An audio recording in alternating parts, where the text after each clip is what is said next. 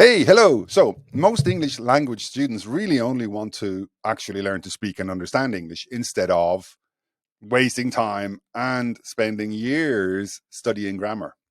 And most business professionals who use English for work want to communicate effectively and feel confident when they speak English with colleagues and clients. And most grandparents with grandchildren who live in English speaking countries want to learn English to communicate effectively, feel confident when they speak English with their grandchildren, and have fun doing it. And regardless of your personal reason for wanting to learn English, that means practicing speaking and listening. It means learning and easily remembering new words and expressions and feeling more confident in English. And ultimately, it means enjoying every minute you dedicate to learning to speak fluently and understand native English speakers. So learning to speak and understand English should be fun and stimulating, not boring and complicated. Because generally speaking, students make too big an effort to still find themselves struggling to speak and understand English when they need to. There is a method designed specifically to help you to easily and quickly achieve English fluency. Here's why you should use this method. Because you can start speaking English immediately and know exactly what to do step by step in order to achieve English fluency. And here's how you should use this method. Simply follow this masterclass until the end and make sure you take some notes. At the end of this masterclass, you'll find my calendar below this video, and you'll be able to choose a day and a time to organize your individual coaching session. And I'm going to do this for you for free. So all you need to do is pay attention, follow the masterclass all the way to the end. At the end of the masterclass, I will share my calendar with you so you can just jump on and you can organize a private appointment with me in Zoom, and I'll analyze your language. I'll see what we need to do. We can see if I can help you and what kind of a plan you need for your specific situation. Okay? So pay careful attention because this could seriously change your life. How human beings are mentally programmed to learn. Language learners have been learning to speak a second language the same way for thousands of years. We all have our own personal programmed pattern of behavior when we start trying to learn a new language. Some students learn to speak and understand a second language very easily, while most of us struggle to make any real progress at all, even after studying for months and sometimes years, taking expensive language courses and paying for even more for expensive private lessons. So why do just a small percentage of language students succeed while most fail? Well, it's important that we understand the answer to this question, because when we understand how successful language students succeed and why they succeed, we can easily make faster progress learning to speak and understand English in a way that's simple and fun for us. So this is really important because learning a second language should be fun and easy, not stressful, overwhelming, and frustrating. Okay, so let's get started. All human beings go through a specific process when they start trying to learn a new language. It's really simple.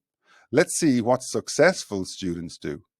There are 3 stages in the process that all successful language students go through in the same order, and here they are. Step 1 is learning to actually speak. So you learn how to say things in English.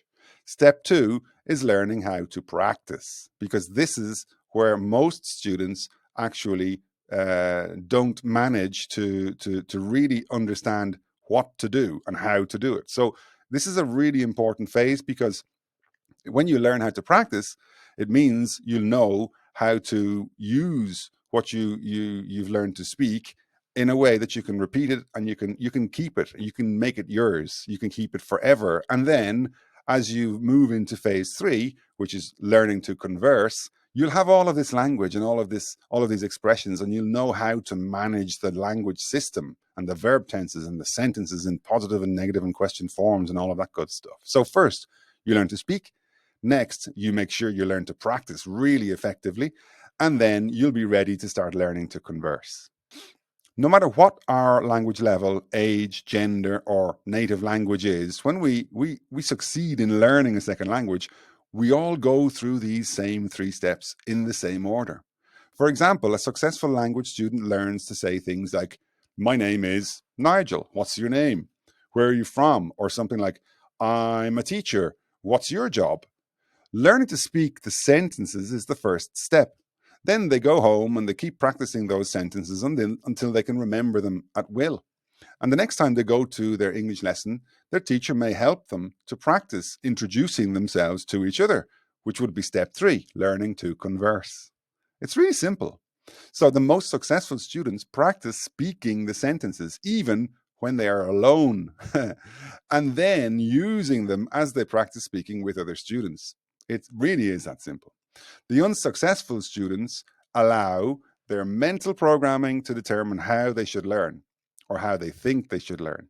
So they study lots of grammar, just like they did when they were in school as teenagers.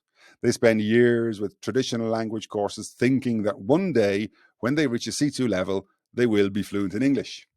That is not the case. Here's another example. The successful student understands that any language is really a system. There's a way to talk about something that has happened in the past, that happened yesterday, that often happens, that is happening now, that may even happen next Monday, and that will almost certainly happen if. There are ways to ask questions, and there are different ways to ask questions in different verb tenses. The successful student understands that in order to be able to speak fluently, it is absolutely necessary to be able to say the same things in lots of different ways and in different verb tenses. Because every time we speak, we always choose a verb tense with which to form the sentence. So, now pay careful attention, because many of you may be thinking, well, I've already studied the verb tenses, but I still can't speak fluently. And the reason you're not succeeding is in your answer. You're studying, not practicing. So look at the 6 learning levels. Most unsuccessful students are stuck on learning level 2. They understand the theory, but they never get to learning level 3, where they actually apply the theory and start actually practicing speaking and listening. The successful student practices grammar every time they speak English. The successful student is always in application mode. The unsuccessful student tries to study grammar, but never actually practices the speaking part because 1, they've been programmed to read books in order to learn anything new, and 2, their teacher tells them to study. So you can't learn to drive a car or ski by reading a book. You've got to practice, and you've got to have a method for how you practice. Successful students have more fun learning English than unsuccessful students. And that may sound obvious, but the real reason successful students have more fun is not what you may be thinking. They're not having more fun because they are successfully learning to speak and understand English. They're having more fun because they're learning to speak and understand English because they're having fun, because they're playing with the language, because they are always in application mode. Think about it. If you have no idea how to say something in English, so you use a translator like Google Translate, then you practice that new language. It's actually really easy to do. And the more you practice, the more confident you feel. The more confident you feel, the more fun you have when you practice speaking with other students. It really is. It's a virtuous circle, because every time you learn to speak, you practice it. And then when you practice it in a conversation, you feel unstoppable. Now, most people overcomplicate English because they try to gather as much information as they can, and then they end up confused. Unsuccessful students think that spending time studying grammar is their duty, and they continue filling their brains with information instead of actually practicing the language methodically. So the question is, how can any English language student actually succeed and learn to speak, practice, and converse in English? And I mean any language student, I mean of any level, okay? And it's really simple. We'll do it through fluency training exercises, and which exercises will depend on which category you are in. Okay, so if you're, for example, mute, so you don't speak English because you just can't speak English because you don't know how to say anything, then you need a method. The first thing you need is a method, okay? If you're struggling, then you need to learn to practice effectively. Obviously, you need to have the method, and then you need to make sure that in order to stop struggling with English, you simply practice and you learn to practice effectively. If you're surviving, then you can focus on developing the exact language skills you need for your specific situation or situations. You simply understand what you're going to talk about, what kind of subjects you're going to discuss with whom, and then you prepare yourself for those exact situations. It's really simple, but it's not how you might think. Instead of studying grammar rules, we quickly crack the code, okay, of the English language system, and then start to train in application mode. So it doesn't matter how old you are. It doesn't matter if you've already tried and failed to learn to speak and understand English. It doesn't matter if you weren't a very good student when you were in school. None of that matters, because the secret to English fluency success is about one thing and one thing only. It's about speaking English. First, you need a method that works. Next, if you truly intend to actually put this method to use, you will need a plan. Because if you fail to plan, you are essentially planning to fail. I don't know who said that, but it's a really good sentence and you should remember it. You need a plan.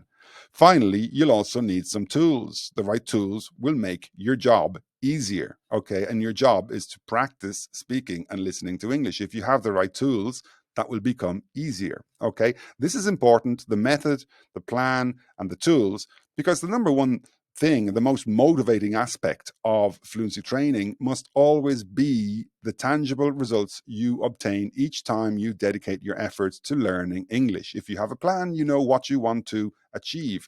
And, if you have the right tools, you'll also know when you've actually achieved it. And that means that you've made progress and that you know the progress that you've made, okay?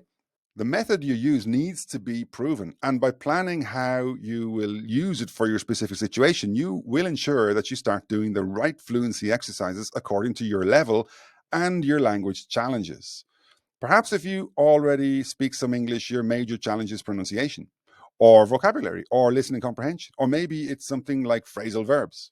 It doesn't matter what your level is. The only thing that matters is that you learn to speak, you learn to practice, and you learn to converse by using this method so you can have fun and feel confident in English.